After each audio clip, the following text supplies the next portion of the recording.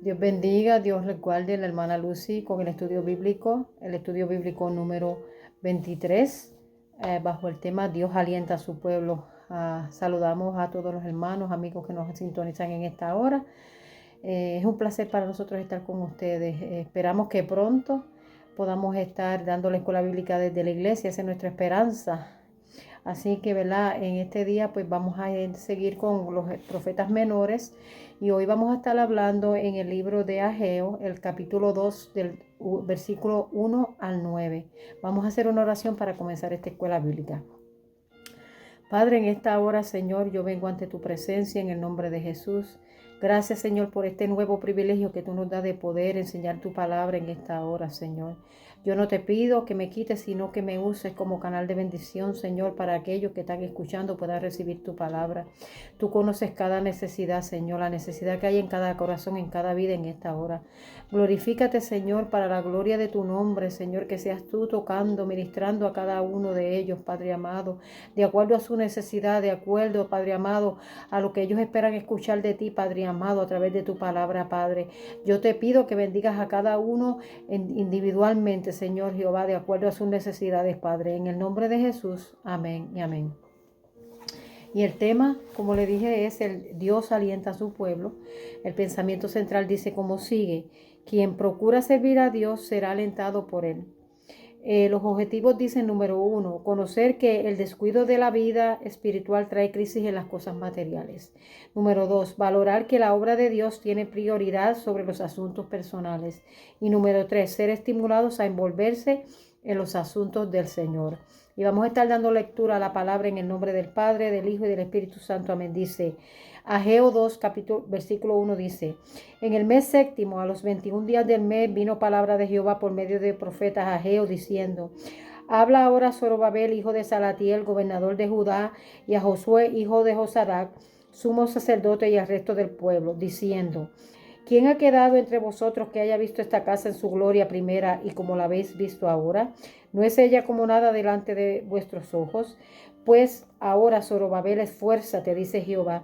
Esfuérzate también, Josué, hijo de Josadac, sumo sacerdote, y cobrad ánimo. Pueblo todo de la tierra, dice Jehová, y trabajad, porque yo estoy con vosotros, dice Jehová de los ejércitos. Según el pacto que hice con vosotros, cuando saliste de Egipto, así mi espíritu estará en medio de vosotros, no temáis. Porque así dice Jehová de los ejércitos: de aquí a poco yo haré temblar los cielos y la tierra, el mar y la tierra seca.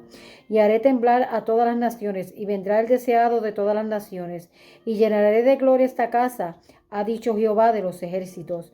Mía es la plata y mío es el oro, dice Jehová de los ejércitos.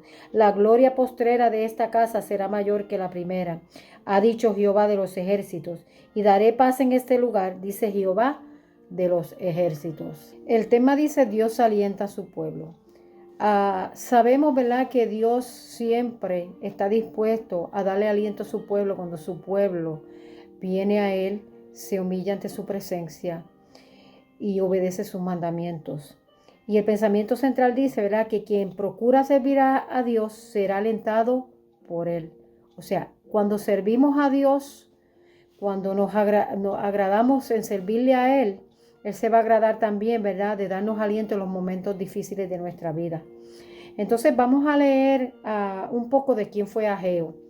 Ageo dice en la introducción, de acuerdo a la introducción, dice: de la vida personal del profeta Ageo sabemos muy poco. Se cree que el nombre significa festival, lo que pudiera sugerir que el profeta nació en un día festivo. Jerónimo sostuvo que Ageo era descendiente de una familia sacerdotal. O sea, se cree que él era un sacerdote. Según tradiciones judías, Ageo fue el autor de los Salmos 14, 137 y 148. Fue contemporáneo de Zacarías. En Esdras 5.1 y 6.14 ambos nombres aparecen juntos, indicándose que gracias a sus profecías el pueblo fue soltado a reedificar el templo de Jerusalén, que había sido destruido por los babilónicos alrededor del año 587 antes de la deportación.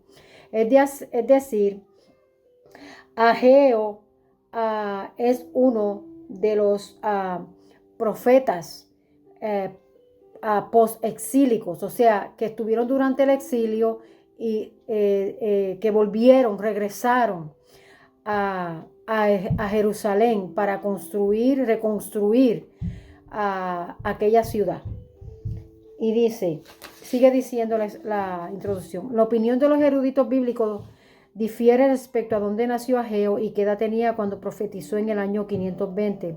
Algunos piensan que nació en algún lugar de Judá y que fue llevado cautivo a Babilonia, de donde regresó en la deportación ordenada por Ciro en el año 538 a.C. De haber sido así, Ageo conoció el templo de Jerusalén antes de haber sido destruido. O sea, eso es lo que se cree, que Ageo estuvo allí cuando toda la gloria del templo de Salomón estaba en su plenitud. Dice, y lógicamente era un anciano de edad muy avanzada cuando profetizó en Jerusalén, exhortando al pueblo para que reedificara el templo. Otros son de la opinión que nació en el exilio y regresó a Jerusalén junto con los judíos a quienes Ciro permitió que volvieran a su patria.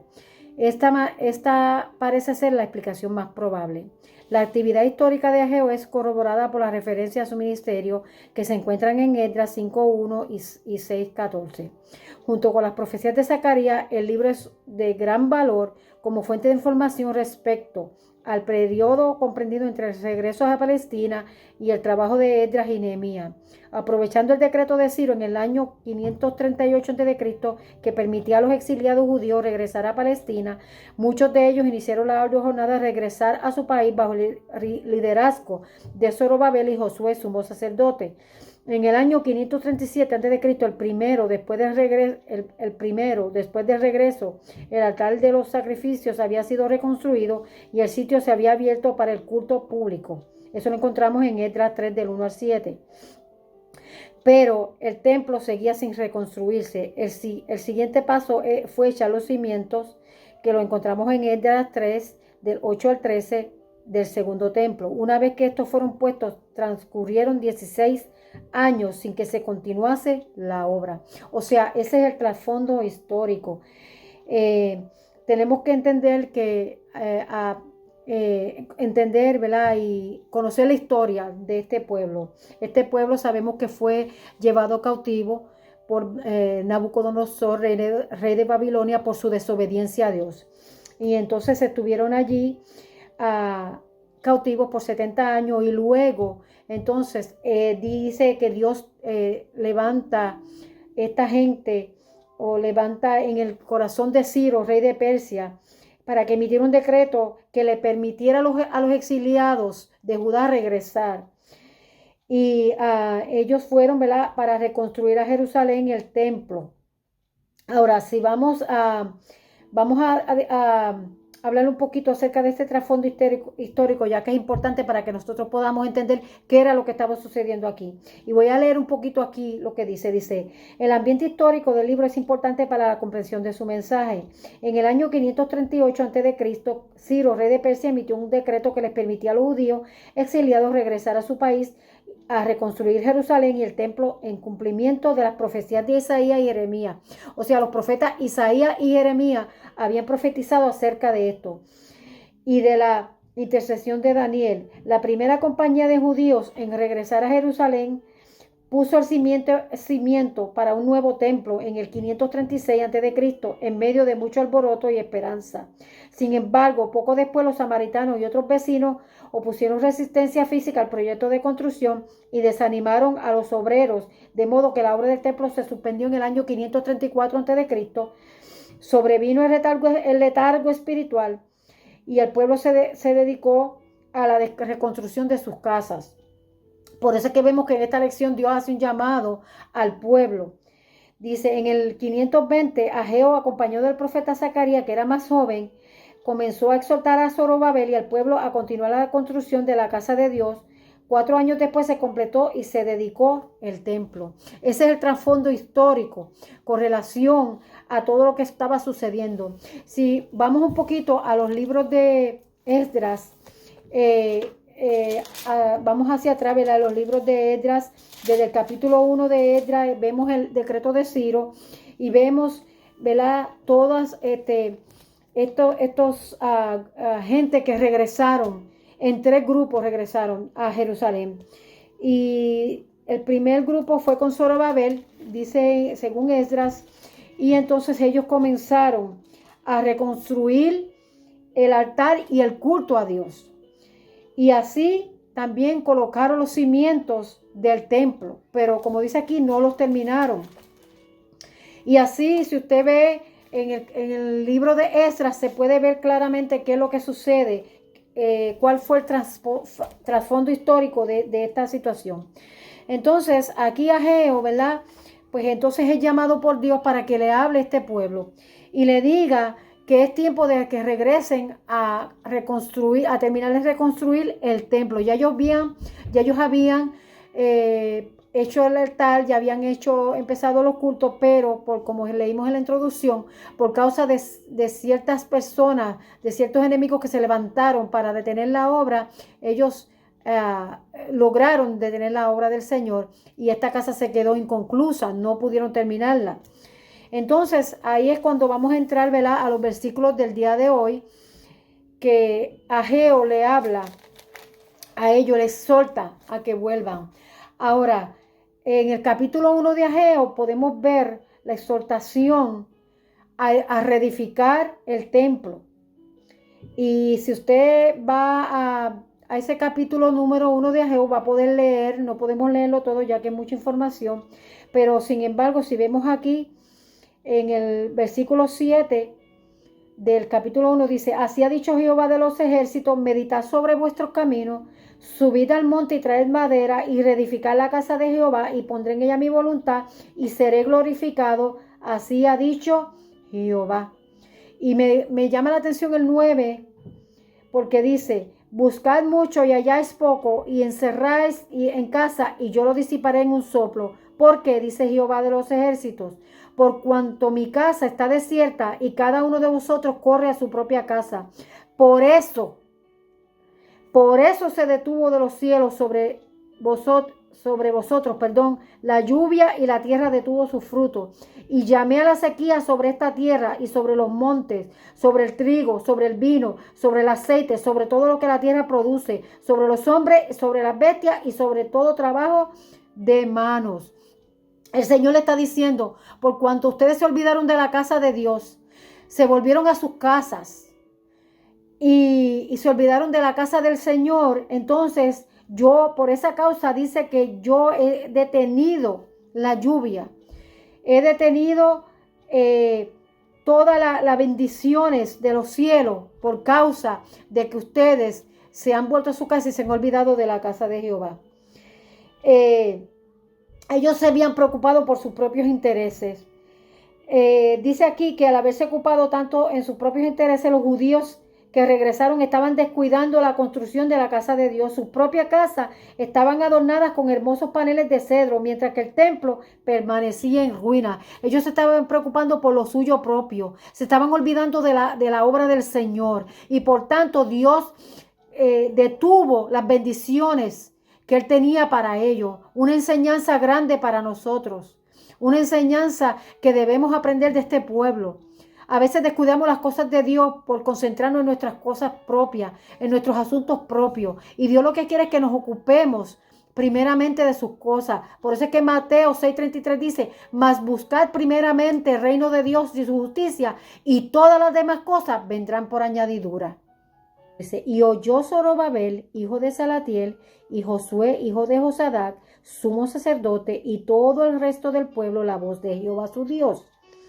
¿Qué fue lo primero que ellos hicieron? Oír.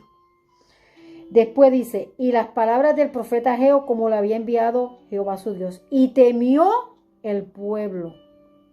¿Ve? Dice: y temió el pueblo delante de Jehová. Primero, los líderes, que era Zorobabel y Josué, hijo de Josadac, y el pueblo escucharon la voz de Dios. Y después dice: y temieron. No solamente escucharon su voz, sino que temieron a lo que Dios le estaba hablando. Temieron a su palabra. Dice: y despertó Jehová el espíritu de Zorobabel, hijo de Salatiel, gobernador de Judá, y el espíritu de Josué, hijo de Josadac, sumo sacerdote, y el espíritu de todo el resto del pueblo, y vinieron y trabajaron en la casa de Jehová de los ejércitos, su Dios. ¿Qué fue lo primero que hizo Dios? Cuando vio que ellos oyeron, prestaron oído, su oído a lo que Dios estaba hablando y tuvieron temor de Dios, entonces dice aquí, ¿verdad? Que el mismo Jehová Dios despertó el espíritu de Zorobabel y del pueblo y de Josué, el sumo sacerdote, para que entonces se levantaran y trabajaran en la obra del Señor, en su casa. ¿Qué nos enseña esta palabra a nosotros? Que primero nosotros tenemos que escuchar la voz de Dios, que nosotros tenemos que temer a Dios. Entonces Dios va a despertar el espíritu en nosotros para que nosotros podamos hacer la obra a la cual Él nos ha enviado. La Biblia dice en Filipenses capítulo 2 y versículo 13 dice, porque Dios es el que en vosotros produce así el querer como el hacer por su buena voluntad. Es Dios el que produce en nosotros ese querer y hacer en la obra de Dios. Pero es cuando nosotros prestamos oído a la voz de Dios, cuando ponemos oído a su palabra, cuando obedecemos, cuando tememos a Él, entonces Dios despierta en nosotros ese deseo de nosotros trabajar para su obra. Y dice, ¿verdad? Entonces, el capítulo 2 y versículo 1 dice, en el mes séptimo, a los 21 días del mes, vino palabra de Jehová por medio del profeta Ageo diciendo, habla ahora a Zorobabel, hijo de Salatiel, gobernador de Judá, y a Josué, hijo de Josadá, sumo sacerdote, y al resto del pueblo. Vamos entonces a ver qué es lo que nos dice el expositor acerca de esos dos primeros versículos. Dice, como ya se indicó, habían transcurrido 16 años desde que se había echado los cimientos del templo. Lamentablemente los trabajos se habían detenido. La actitud del pueblo era de indiferencia y postergación. La indiferencia les hacía decir, no ha llegado aún el tiempo que la casa de Jehová sea reedificada. Y eso lo acabamos de leer en el versículo 2 del 1, del capítulo 1. Dice, cuando no hay amor hacia la causa de Dios, se buscan razones para justificar la apatía. Miren lo que ellos decían en el capítulo 1 y versículo 2 dice, así ha hablado Jehová de los ejércitos diciendo, este pueblo dice, Jehová estaba diciendo lo que el pueblo estaba diciendo. Este pueblo dice, no ha llegado aún el tiempo de que la casa de Jehová sea reedificada. O sea, ellos se estaban convenciendo a sí mismos para no tener que echar mano a la obra de que no era el tiempo de reedificar la casa. Sin embargo, Dios le estaba diciendo otra cosa diferente. No, este es el tiempo de que comiencen o que terminen de reedificar mi casa.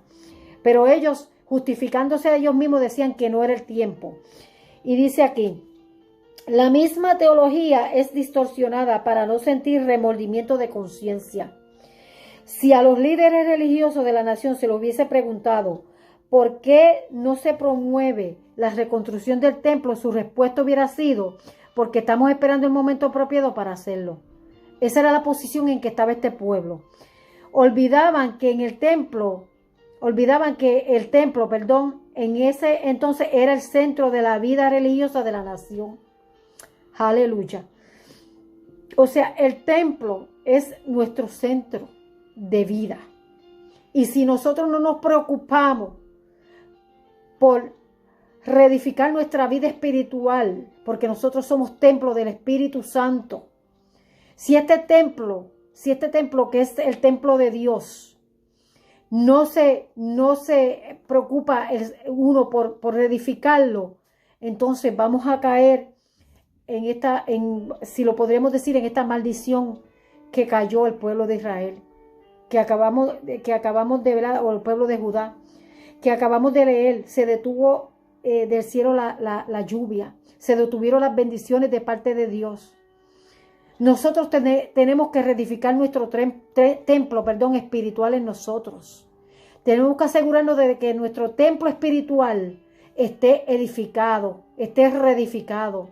Y lo que falta por terminar, lo terminemos, esperando, claro, que sea Dios el que tome el control de nuestras vidas. Dice, en Israel, allí se procuraba la reconciliación con Dios. por medio de los sacrificios. Se le adoraba y su ley era enseñada a la nación. Dios había prometido escuchar las oraciones que fueran elevadas en este sitio, como también las alabanzas que en él le ofrecieran.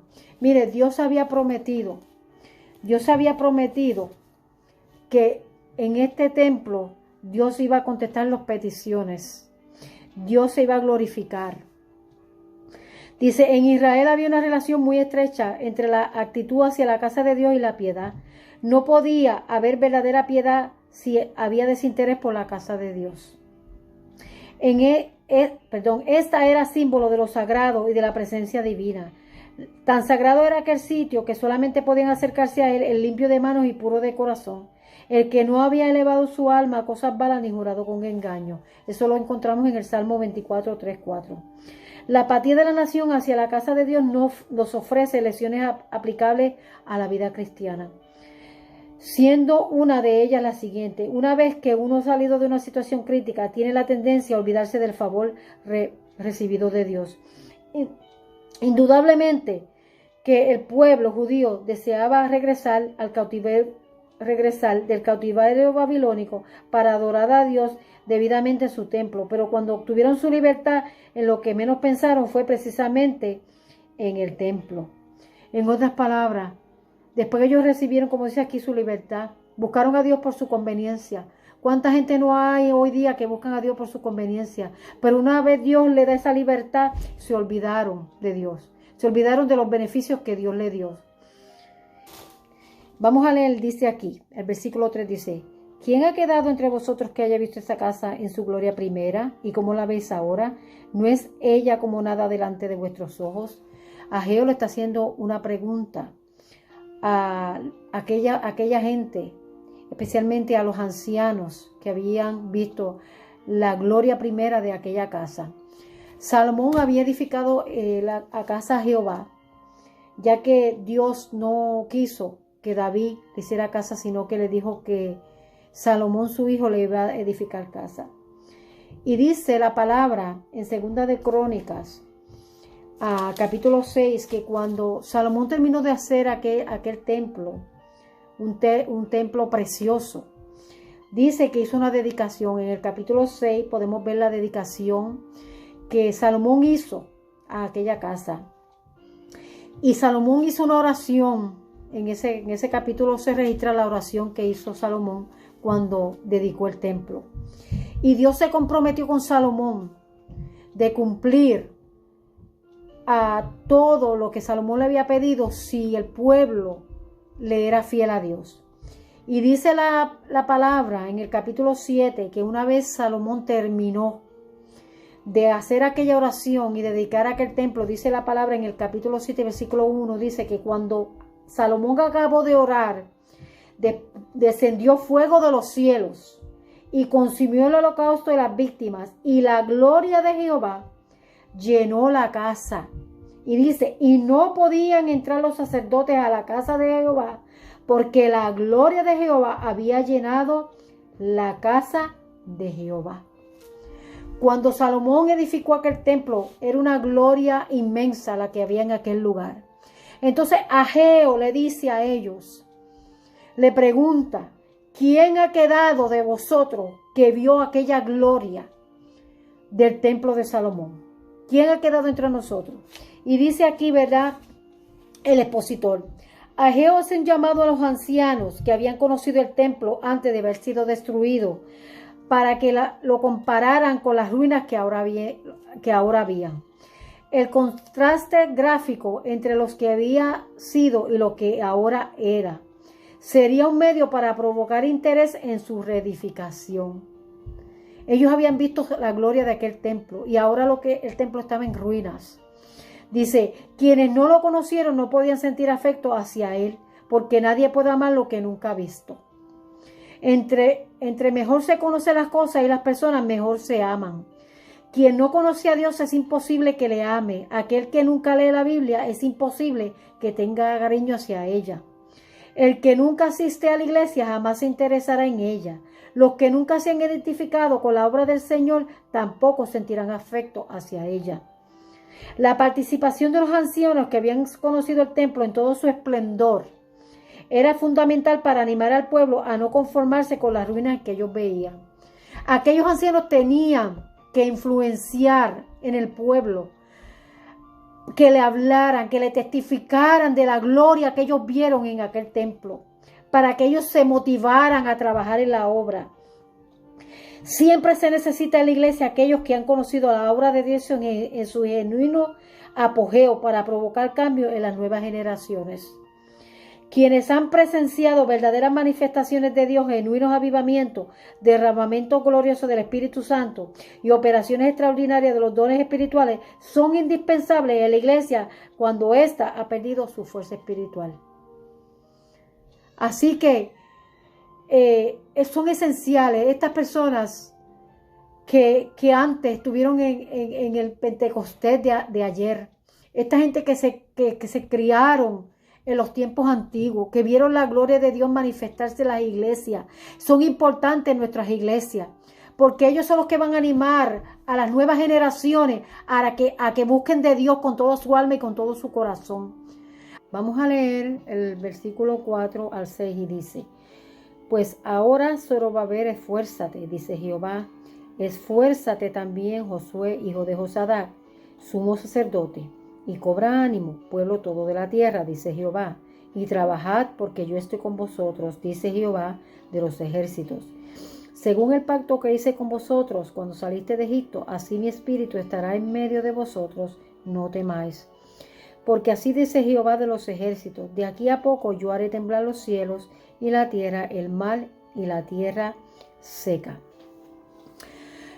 Aquí el Señor, ¿verdad?, le está enviando este mensaje ahora a Zorobabel, que era el gobernador, el que se había puesto por gobernador, ¿verdad? Lo habían puesto como gobernador, y a Josué, hijo de Josadac, el sumo sacerdote, como líderes del pueblo. A ellos son los primeros que se le da la orden.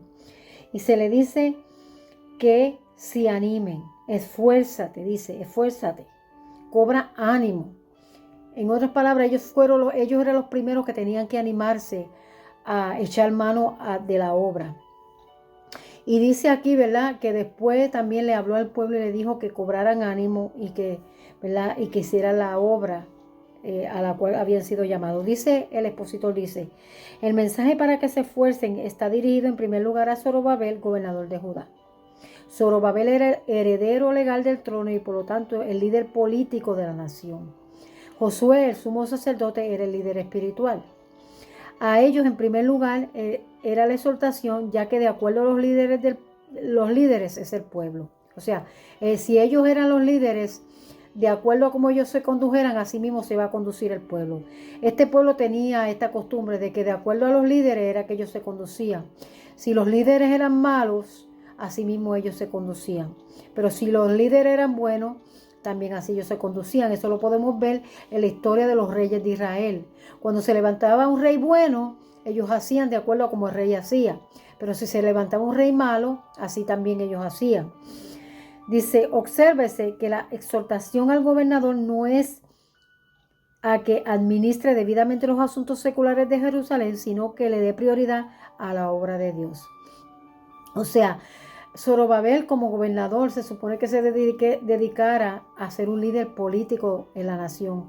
Pero Dios le dice: antes de ponerte a hacer tu trabajo como líder político de la nación, primero concéntrate en hacer la obra de Dios. Una vez atendida la causa de Dios, los asuntos seculares serán prosperados. Por eso yo les decía ahorita que en Mateo 6, 33 dice, ¿verdad? Mas buscad primeramente el reino de Dios y su justicia, y todas las demás cosas vendrán por añadidura.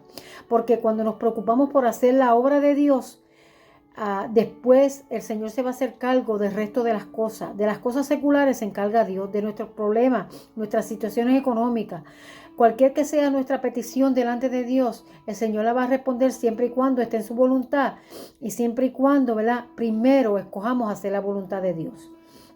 Dice: además de Zorobabel y Josué, el Señor exhorta a todo el pueblo. ¿Por qué? Porque la obra de Dios no debe ser vista como un asunto de ciertas personas, sino de todos los hijos de Dios. con cuánta frecuencia se nota en las iglesias una desconexión entre los creyentes y el ministerio de la iglesia. Dice, muchos creyentes tienen la idea de que los ministros y ciertos oficiales son los únicos que deben envolverse en los asuntos que atañen al reino de los cielos.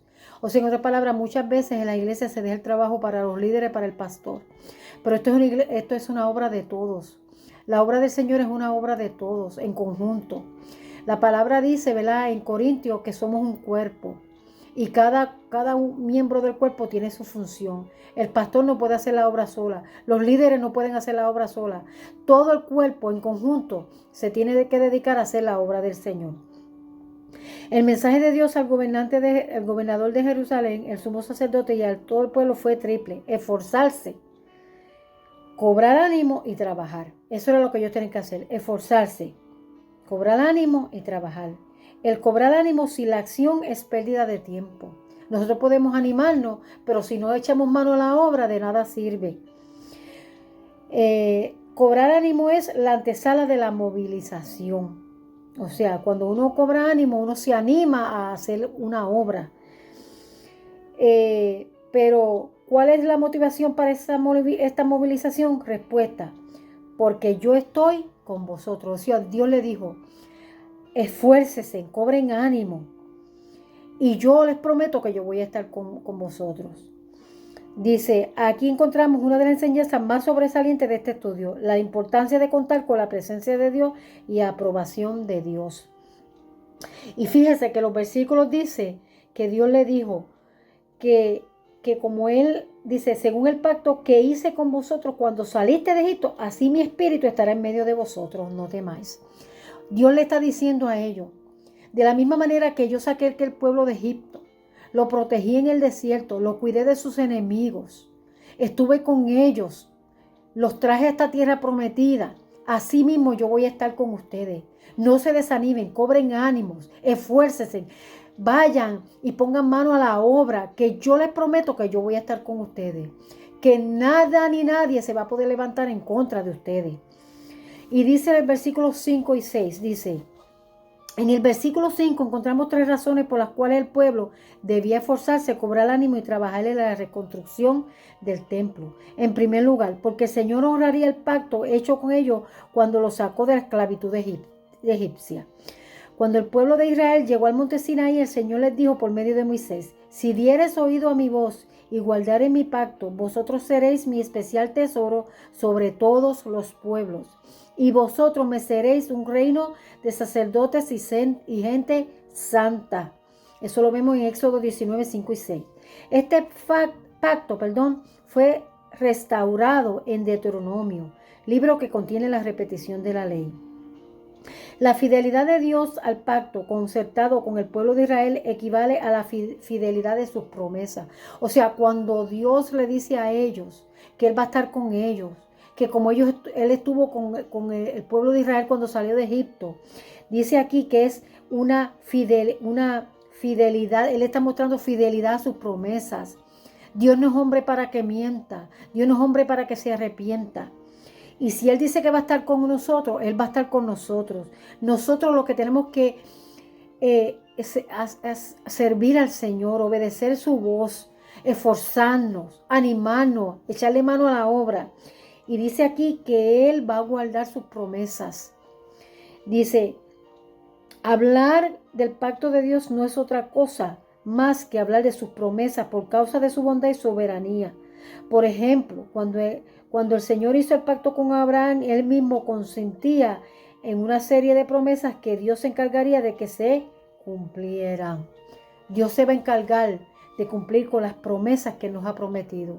A nosotros lo que nos resta es hacer la voluntad de Dios, echar mano a la obra, no tener miedo, sino, ¿verdad?, obedecer la voz del Señor. Dice aquí, en segundo lugar, porque el Espíritu de Dios estaría en medio de ellos. Como ya se vio en el punto A, el Señor reitera la promesa de estar entre su pueblo. Precisamente cuando el Señor le indicó al pueblo lo que tenía que ofrecer diariamente en el altar de los holocaustos, le garantizó que Él se comprometía a cumplir con la parte del pacto que le correspondía. En tercer lugar, porque el Señor les decía que no temieran. Esta ha sido una de las exhortaciones más enfáticas del Señor a su pueblo. De ella estaremos hablando en el siguiente punto. O sea, en otras palabras, Dios se comprometía a estar con este pueblo. No debía temer. Debía esforzarse simplemente para hacer la voluntad del Señor.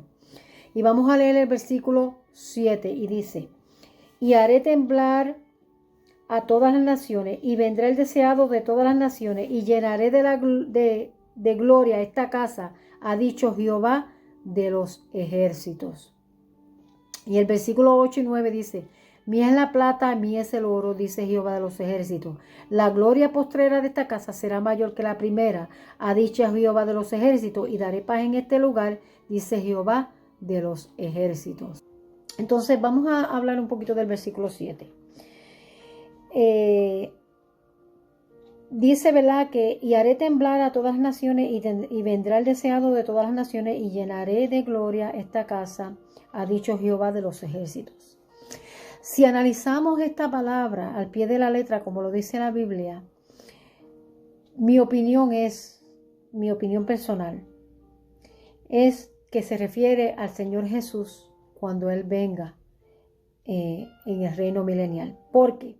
Porque aunque de acuerdo a algunos exégetas o los estudiosos de la Biblia piensan que ya esto se cumplió, pero fíjese, dice el versículo 6, si analizamos, ¿verdad? Este versículo anterior dice: porque así dice Jehová de los ejércitos, y aquí a poco yo haré temblar los cielos y la tierra, el mar y la tierra seca.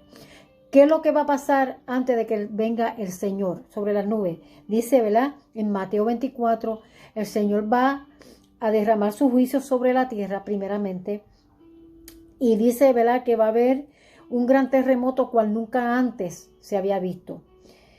Y dice que Él va a hacer, aquí en el versículo 6 dice que Él va a hacer temblar los cielos y la tierra y el mar y la tierra seca. O sea, en otras palabras, Él va a haber una sucesión de cosas que van a estar sucediendo, de catástrofes naturales, antes de que se presente, ¿verdad?, el deseado de las naciones. Y dice: y llenaré de gloria esta casa. La casa de Israel o el templo de Israel desde el tiempo de Salomón nunca ha visto una gloria como la que vio en aquellos tiempos. Y él dice aquí, Jehová hablando, dice, y que Él va a llenar la casa de su gloria. Entonces, cuando único se va a llenar esa casa de su gloria completamente es cuando el Señor venga y va a traer un reino de paz, de justicia, de amor.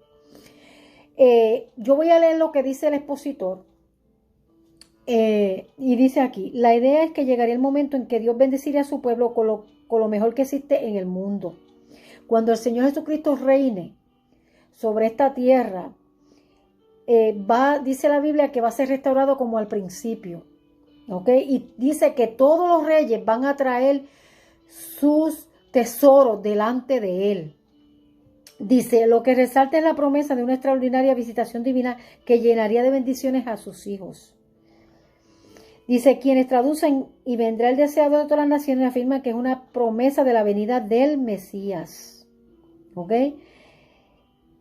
Dice: esta es la manera como los antiguos expositores judíos lo entendieron. ¿Ok? En este caso la referencia es a una persona, el Mesías, con cuya venida las expectaciones mundiales de paz y justicia serán logradas. Solamente, escúcheme bien, aunque los exégetas piensan que ya esto sucedió, solamente cuando el Mesías venga es que va a traer ese reinado de paz y de justicia. Todavía eso no se ha logrado en el pueblo de Israel. No importa lo que diga quien quiera decir, quien experto en la Biblia quiera decir esto, de que ya esto se cumplió. Mi opinión, humilde opinión personal, es que esto no se ha cumplido. O sea, la Biblia es clara. La Biblia dice que después que sean, ¿verdad?, que se hayan removido o temblado la tierra, el mar, entonces va a venir el deseado de las naciones. Y como dice el expositor, va a establecer dice aquí, ¿verdad?, va a traer la paz y va a traer la justicia. Y eso solamente va a suceder en el milenio. Dice: Pero ¿a qué se refiere las palabras y llenaré de gloria esta casa? Isaías profetizó, y se manifestará la gloria de Jehová y toda carne juntamente la verá. ¿Cuándo esto va a suceder? Dice la palabra que cuando el Señor venga en las nubes, todo ojo le verá. Dice, ved aquí al Dios vuestro, he aquí Jehová el Señor vendrá con poder, como pastor apacentará su rebaño, en su brazo llevará los corderos y en su seno los llevará, pastoreará suavemente a las recién paridas. Así que hermanos, nosotros, no importa lo que digan los exégetas de esta porción bíblica, por lo menos en mi pensar, en mi opinión es que esto se va a cumplir cuando el Señor venga a reinar. Y para terminar, ¿verdad?, de aclarar este versículo 7, antes de proseguir con el versículo 8 y 9,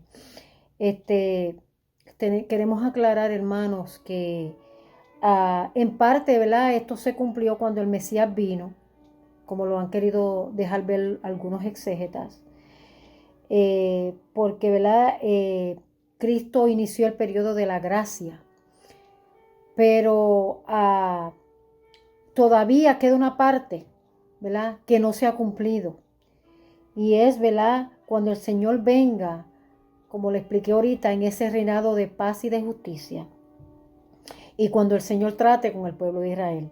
Entonces los versículos 8 y 9 dice, mía es la plata y mío es el oro, dice Jehová de los ejércitos. La gloria postrera de esta casa será mayor que la primera, ha dicho Jehová de los ejércitos, y daré paz en este lugar, dice Jehová de los ejércitos. Aquí, hermano, nos confirma lo que acabamos de hablar. Dice Jehová que Él dará paz en este lugar, en ese lugar, en esa casa. Déjeme explicarle algo, hermano. Todavía el templo no se ha construido. El tercer templo está en el proceso de construcción. Por eso es que nos da base a pensar de que la gloria de la cual el Señor habla en estos versículos es la gloria que ha de venir cuando el Señor venga en su reino. Este templo está en el proceso de reconstrucción, el tercer templo. Y ya se tiene todo el mobiliario, ya se tiene todos los materiales, pero todavía no se ha construido. Queremos aclarar esto para aquellos que se han visto confundidos quizá con algunos comentarios que dice la lección acerca de esto, hermano. Pero entendemos que esto se debe realizar cuando el Señor venga. Entonces, dice aquí, ¿verdad?, que de Él es la plata y de Él es el oro. O sea, Dios es el que va a suplir para que todas estas cosas acontezcan. Nosotros no debemos preocuparnos por lo material se encarga Dios. Así que vamos a leer entonces el resumen general. Dice, nuestra lección nos ofreció varias enseñanzas que son aplicables a todos los creyentes, entre ellas. Número 1, cuando uno es librado de alguna crisis y disfruta de paz y prosperidad, tiene la tendencia a olvidarse de los asuntos espirituales. Mientras Israel se encontraba en el cautiverio, añoraba el templo de Jerusalén. Incluso el pueblo decidió colgar sus arpas y no cantar salmos por estar lejos del sitio sagrado. Pero una vez que regresaron, le dieron más importancia a sus casas y negocios personales. Hay cristianos que cuando están enfermos o con dificultades financieras o con problemas legales, le hacen al Señor muchas promesas. Aleluya. Pero una vez que el Señor los libra de sus angustias, se olvidan de ellas. Eso es una realidad, hermano. Segundo, debe haber convicción y perseverancia en lo que se hace para el Señor. Habían transcurrido 16 años desde la colocación de los cimientos del templo y la construcción del altar de los holocaustos, pero el trabajo se había suspendido por mera negligencia. Cuando los cimientos se echaron, hubo mucho entusiasmo, pero después vino el enfriamiento. En la obra de Dios lo que importa no son los arranques eufóricos, sino la perseverancia para concluir lo iniciado. Esto no es del que empieza, esto es del que termina. La número 3 o tercera, así como los ancianos, que conocieron el primer templo en todo su esplendor, podían hablar de la gloria pasada, y hacer comparaciones con las ruinas que solo quedaban los que habían sido testigos de grandes movimientos del Señor en el pasado, pueden bendecir a los jóvenes que desconocen las manifestaciones divinas. Y número 4, la riqueza de la iglesia no consiste en su dinero y propiedades físicas, sino en la presencia del Señor en ella. La única gloria de la cual puede hablar es la manifestación genuina de Dios. Si no está Dios presente, lo único que se puede decir es Icabod, traspasada es la gloria de Israel. Así que, hermanos, en esta hora yo le dejo con esta enseñanza de la Biblia. Dios nos alienta en medio de las pruebas. Dios está con nosotros desde el principio y está con nosotros hasta el final. El Señor dijo: he aquí yo estoy con vosotros todos los días de su vida. Así que aprendamos de las lecciones de este pueblo. Dios les bendiga, Dios les guarde, y hasta aquí esta parte.